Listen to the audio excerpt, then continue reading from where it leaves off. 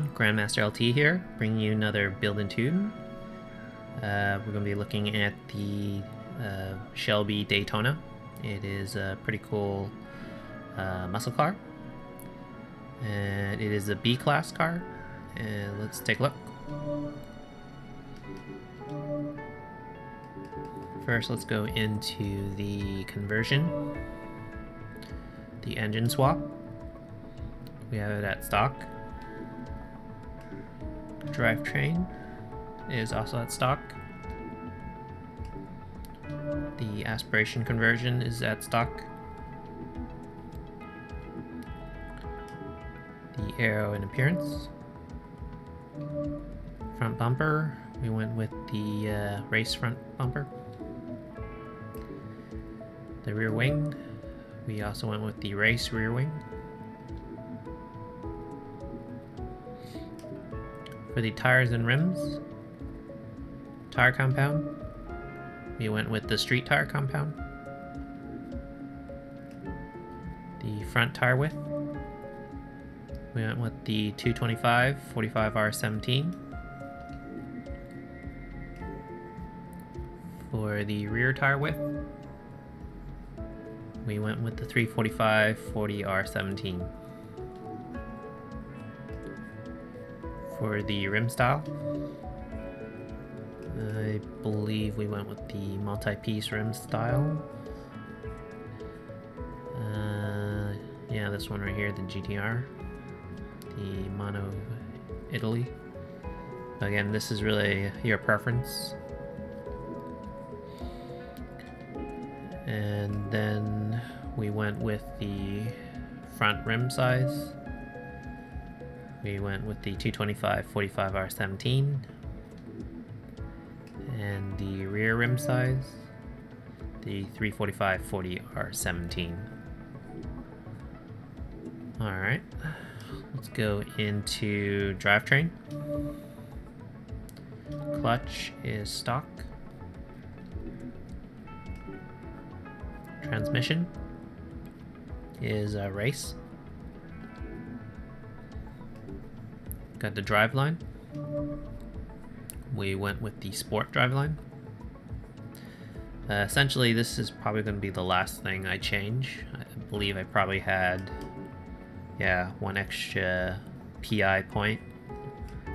Yeah, so I decided just to save 7.5 pounds. Differential, we went with the race differential. Let's go to platform and handling. Brakes are at race. Springs and dampener, they are at race. Front anti-roll bars are at race. Rear anti-roll bars are also at race. The chassis, roll cage, left at stock. Weight reduction is at stock. The car is generally really light, so I decided just to save on the PI and put it somewhere else. Alright, let's go to the engine. Air filter is at race. And the intake manifold is at stock. The ignition is at stock. The exhaust is at stock.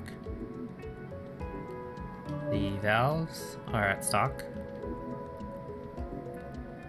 The displacement is at stock. Pistons and compression is at stock. Oil cooling is at stock. Lastly, the flywheel is at stock.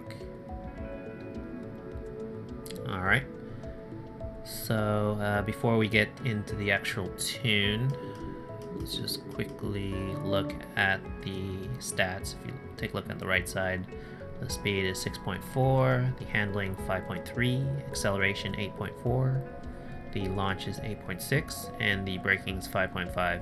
So it's a pretty solid all-around car, I think.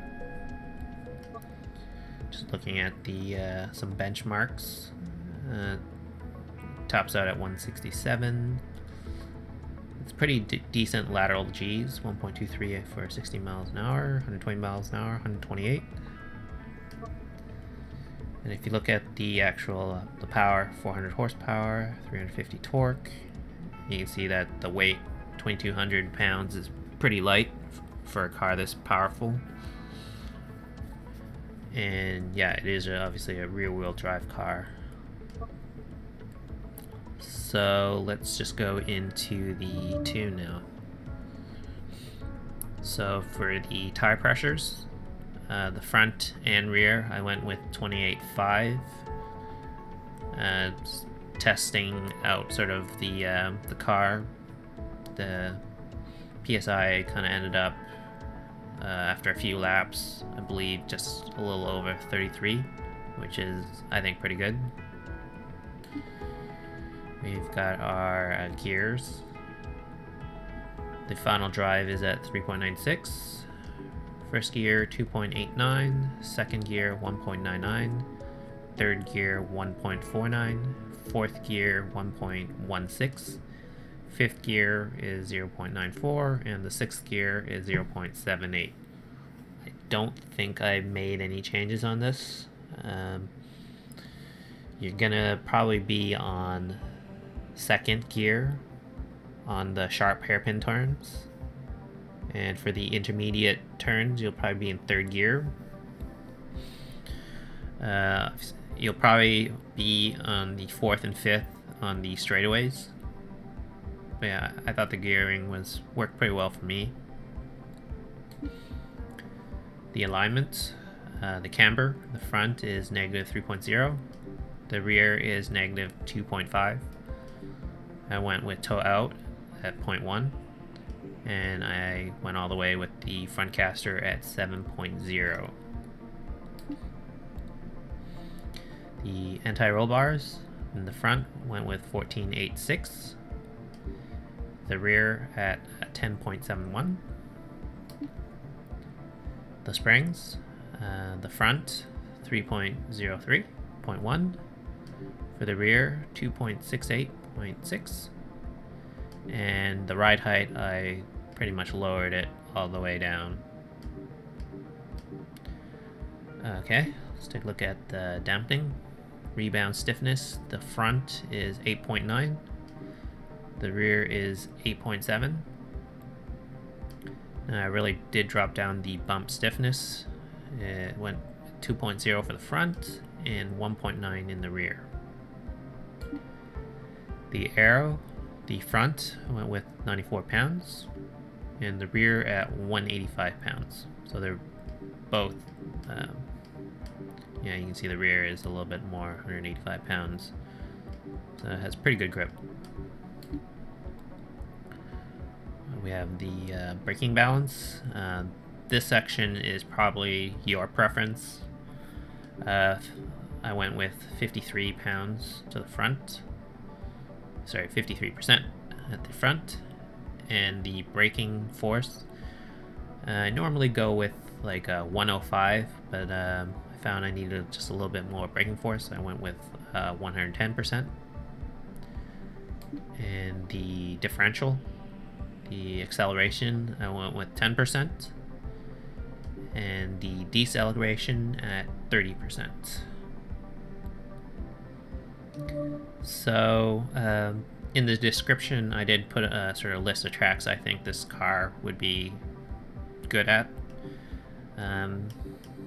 Primarily I did test them out on all the major tracks.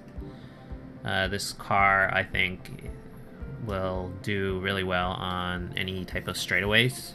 If there are any long type of straightaways, such as I think Road America, Bathurst. Yeah, because of how light the car is and basically the acceleration and power of the car, it's really well. I think it, like when I'm racing online, like I seem to be doing quite well.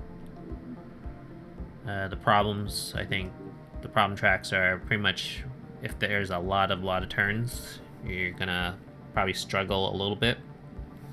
Doesn't handle quite as well, but that's just my opinion.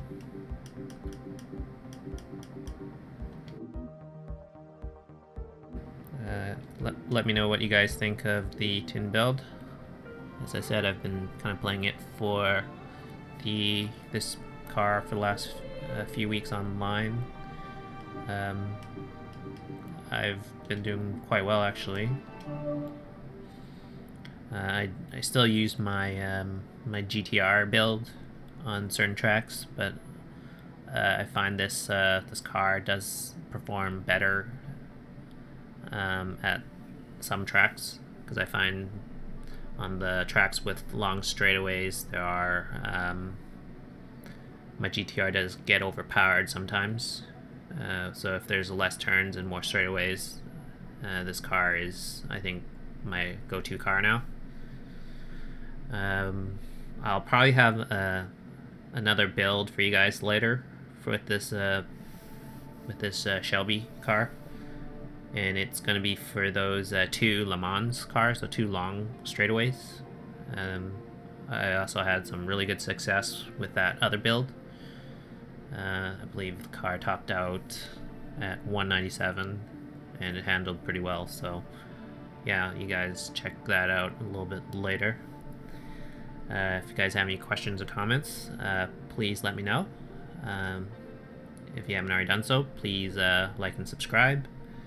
And yeah, if you can obviously share this video around, it'd be great for me.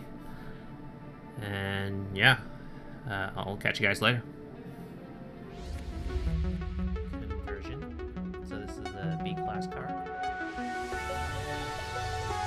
So my other two that I showed you guys earlier, I found that